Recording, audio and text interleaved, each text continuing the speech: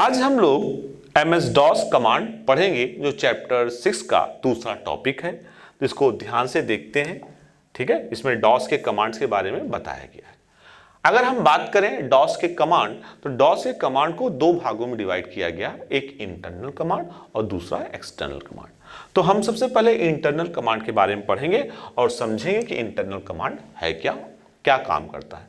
तो अगर हम कमांड की बात करें तो कमांड यानी बूटिंग प्रक्रिया यानी प्रोसेस के साथ स्वतः ही मेमोरी में स्टोर हो जाता है। अगर इंटरनल कमांड की बात करें तो जैसे ही ऑपरेटिंग सिस्टम बूट होता है तो ये कमांड अपने आप मेमोरी में आ जाते हैं। ये कमांड कंप्यूटर की मुख्य स्मृति यानी मेन मेमोरी में उपस्थित रहते हैं, यानी हमें अलग से कुछ इंस्टॉल करने की कोई जरूरत नहीं है तथा इन्हें चलाने रन करने के लिए किसी अन्य फाइल की आवश्यकता नहीं होती, किसी अन्य फाइल की आवश्यकता नहीं होती। इसलिए इन्हें आंतरिक निर्देश यानी इंटरनल कमांड कहा जाता है। इन्हें क्या कहते हैं? आंतरिक निर्देश यानी इंटरनल कमांड कहा जाता है। अब बात करते हैं MS DOS के कुछ आंतरिक सम इंटरनल इंस्ट्रक्शंस के बारे में। तो देखते हैं कि MS DOS के कौन कौन से कमांड इंटरनल कमांड हैं।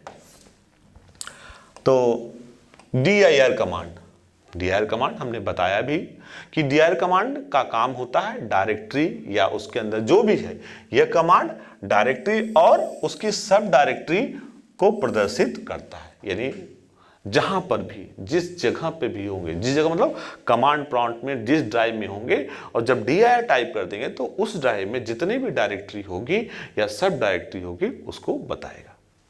अब आता है MD का मतलब होता है मेक डायरेक्टरी, ठीक है, मेक डायरेक्टरी। इस कमांड का काम है तो MD का पूर्ण रूप निर्देशिका यानी मेक डायरेक्टरी है, ठीक है। MD आपका क्या है? मेक डायरेक्टरी है।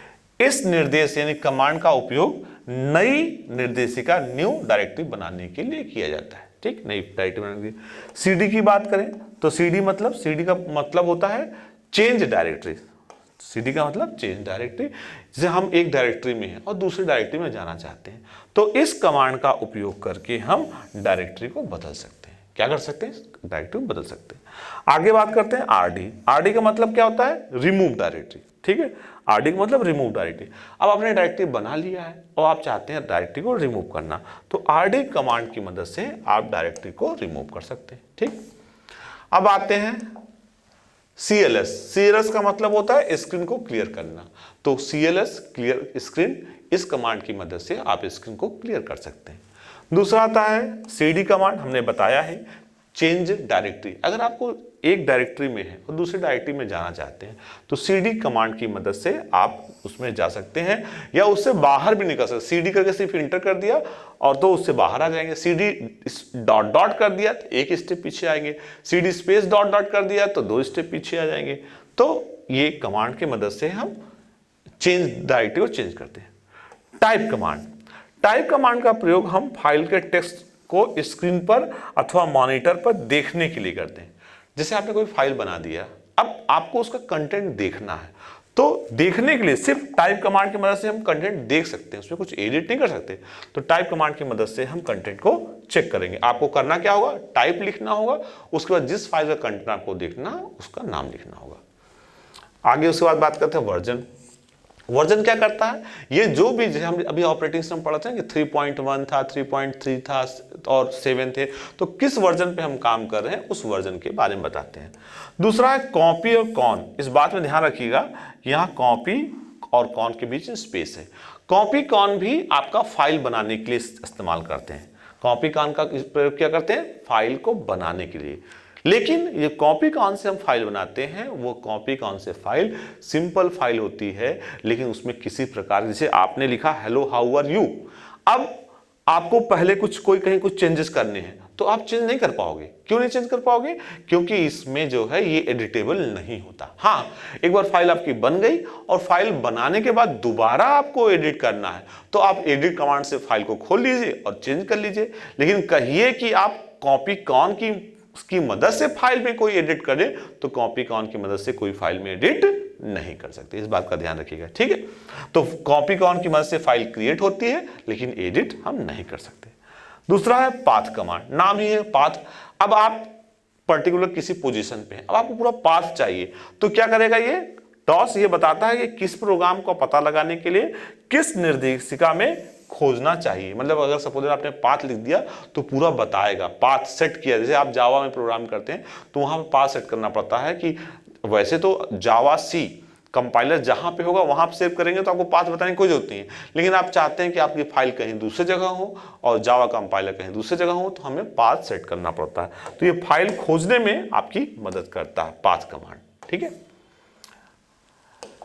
तो हमने देखा इंटरनल कमांड कौन से कमांड होते हैं, जब कंप्यूटर मेमोरी में आता है तो अपने आप वो कमांड उसके अंदर आ जाते हैं, हमें बाहर से कोई एफर्ट नहीं करना होता है, वो कहलाता है, क्या कहलाता है, इंटरनल कमांड। लेकिन हम अगर एक्सटर्नल कमांड की बात करें तो एक्सटर्नल कमांड का ऐसा नहीं है, एक्सटर्नल कमांड को हमें बाहर से लाना पड़ेगा। देखिए ये वे कमांड हैं जो कंप्यूटर की मुख्य स्मृति में संचित स्टोर नहीं होते, यानी कंप्यूटर ऑन भी हो गया तब भी ये कमांड उसके अंदर नहीं रहते, ठीक है, बल्कि अलग प्रोग्राम फाइल के रूप में डिस्क पर रहते हैं। हाँ, हार्ड डिस्क में रहेंगे, डिस्क में रहेंगे, लेकिन वो अलग फाइल के रूप में रहेंगे। ठीक है, तो अगर हम एक्सटर्नल कमांड की बात करें, चलाने के लिए विशेष फाइल की आवश्यकता होती है, यानी अगर हमें एक्सटर्नल कमांड चलाना है तो हमें विशेष फाइल की आवश्यकता होगी। जैसे इंटरनल कमांड के लिए कुछ नहीं था, आपने एमडी लिखा, डायरेक्टरी का नाम लिखा, डायरेक्टरी बन गई, आपने सीडी लिखा, चेंज हो गया, यानी इसके लिए आपको कुछ अतिरिक्त प्रयास करने की जरूरत नहीं थी। लेकिन एक्सटर्नल कमांड के लिए ऐसा नहीं है। अब बात करते हैं कुछ एक्सटर्नल कमांड की, जैसे है लेबल कमांड। तो लेबल कमांड की मदद से क्या हो सकता है, इस कमांड की मदद से हम ड्राइव के लेबल तथा क्रम संख्या को देख सकते हैं और उसे बदल भी सकते हैं। ड्राइव जैसे सी ड्राइव, डी ड्राइव, जो भी ड्राइव्स हैं, तो उनका जब हम लेबल कमांड की मदद से उनके लेबल के बारे में जान सकते हैं और हम चेंज करना चाहें तो चेंज भी कर सकते हैं। ट्री ये क्या करता है, ट्री कमांड जितने भी स्ट्रक्चर उनके बारे में बताता है। इसकी सहायता से डायरेक्टरी एवं फाइल की ट्री फॉर्मेट, जैसे कि कोई डायरेक्टरी है, ठीक है, आपने ये ए है, उसके बाद आपने यहाँ दूसरी डायरेक्टरी बी बनाया, फिर आपने सी बनाया और फिर सपोजेड आपने डी बनाया या ई बनाया, तो इस तरह आपने डायरेक्टरी बना रखा है। तो ये क्या है, ट्री जैसे ट्री होता है, आप इसको उल्टा भी बोल सकते हैं।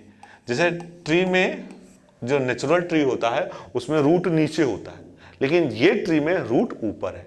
क्यों ऊपर है, कि ट्री से ही चीजें की शुरुआत होती है, रूट से ही चीजों की शुरुआत होती है। तो चूंकि यहां से शुरुआत हो रही है, ठीक है, इसलिए इसे जो पहला डायरेक्टरी होगा, जो शुरुआती डायरेक्टरी होता है, उसे रूट डायरेक्टरी भी कहते हैं। ठीक है, तो ट्री, इसकी सहायता से जो डायरेक्टरी और फाइल बनेगा वो ट्री फॉर्मेट में बनेगा। ट्री जैसे पेड़ की ब्रांचेस नहीं होती, जैसे पेड़ है फिर उसके कई ब्रांचेस हैं, इसलिए इसको ट्री बोलते हैं। ठीक, इस फॉर्मेट को क्या कहते हैं, ट्री बोलते हैं। ठीक, आगे CHKDSK कमांड, मतलब चेक डिस्क। अगर हमें डिस्क को चेक करना है तो हम इस कमांड का प्रयोग करते हैं। देखिए लिखा होगा, CHKDSK द्वारा सेकेंडरी मेमोरी की चेक की जाती है। इस जो सेकेंडरी मेमोरी है, जो हार्ड डिस्क है या जो भी है, उसको हम चेक करते हैं CHKDSK कमांड से। अब बात करते हैं अपेंड। अपेंड मतलब क्या होता है, जोड़ना। कोई फाइल है उसमें कुछ हमें और ऐड ऑन करना है तो उसे बोलते हैं अपेंड। अपेंड की मदद से हम क्या करते हैं, पाथ प्रदान करते हैं और इसकी सहायता से, अब अपेंड में कई 2-3 चीजों को और भी हम कर सकते हैं। ये सहायता से 3 प्रमुख कार्य कर सकते हैं, 3 कार्य कर सकते हैं। पहला है डेटा फाइल का पाथ देख सकते हैं, हमें डेटा फाइल का पाथ देखना तो देख सकते हैं। दूसरा, पाथ को बीच में तोड़ा जा सकता है, अगर हम पाथ को, बड़ी लंबा पाथ है उसको तोड़ना चाहें तोड़ भी सकते हैं। तीसरा, पाथ को व्यवस्थित सेट भी किया जा सकता है। जैसे हमने बताया ना कि जब हम लोग जावा का प्रोग्राम करते हैं तो उसमें जावा सी कंपाइलर होता है। जावा सी कंपाइलर जहां पे स्टोर है, अगर हम फाइल को वहीं पे स्टोर करें और हम जाके रन करा दें तो हमें पाथ की जरूरत नहीं है। लेकिन हम अलग अलग जगह पर जावा सी का कंपाइलर हो और अलग जगह पर फाइल हो तो उसके लिए हमें पाथ को सेट करना पड़ेगा। ठीक, आगे देखते हैं डिस्क कॉपी। बिल्कुल, डिस्क कॉपी क्या करेगा, आपके डिस्क को कॉपी करेगा। ठीक है, डिस्क क्या करेगा, डिस्क को कॉपी करेगा। जैसे हमने कहा कि सी डिस्क है, डी डिस्क है, तो पूरा पूरा डिस्क कॉपी करना है, तो इसकी मदद से, जिसके द्वारा फ्लॉपी डिस्क, ठीक है, फ्लॉपी डिस्क ही डेटा की प्रतिलिपि बनाई जाती थी। अब चूंकि आप तो बड़ा आसान हो गया, राइट क्लिक करते हैं, कॉपी जाते हैं, कॉपी कर लेते हैं, लेकिन यहाँ पे कमांड की बात हो रही थी। ठीक, आगे बात करते हैं COMP कमांड। ये क्या करता है, कंपेयर। COMP मतलब कंपेयर। किसको कंपेयर करेगा, इस प्रयोग के द्वारा दो फ्लॉपी डिस्क के मध्य तुलना की जाती है। दो फ्लॉपी है, उसको भी कंपेयर करना है। इससे यह भी चेक की जाती है कौन सी फाइल कॉपी करते समय छूट तो नहीं गई। जैसे आपने किया तो डिस्क कॉपी करके बताया गया भैया इसमें 4 कॉपी है, इसमें 3 है, तो आप कंपेयर करके चेक कर सकते हो कि हाँ बराबर है या बराबर नहीं। उसके बाद आता सिस कमांड। सिस कमांड क्या करता है, सिस कमांड के द्वारा हम बूटेबल डिस्क का निर्माण करते हैं। बूटेबल डिस्क क्या होता है, जब कंप्यूटर ऑन होता है तो ऐसे नहीं ऑन हो जाता है, उसमें बूटिंग फाइल होती है। तो बूटिंग फाइल बनाने के लिए हम सिस कमांड का प्रयोग करते हैं। सिस कमांड के प्रयोग द्वारा बूटेबल डिस्क का निर्माण किया जाता है। ठीक, जब से पहले क्या होता था, अब तो कंप्यूटर आप गए तुरंत स्टार्ट बटन प्रेस किया, स्टार्ट हो गया। लेकिन जब हम लोग शुरुआत में कंप्यूटर पढ़ते थे ऐसे नहीं स्टार्ट होता था। उसमें हम कंप्यूटर में फ्लॉपी डालते थे और उसमें हार्ड डिस्क भी नहीं होती थी।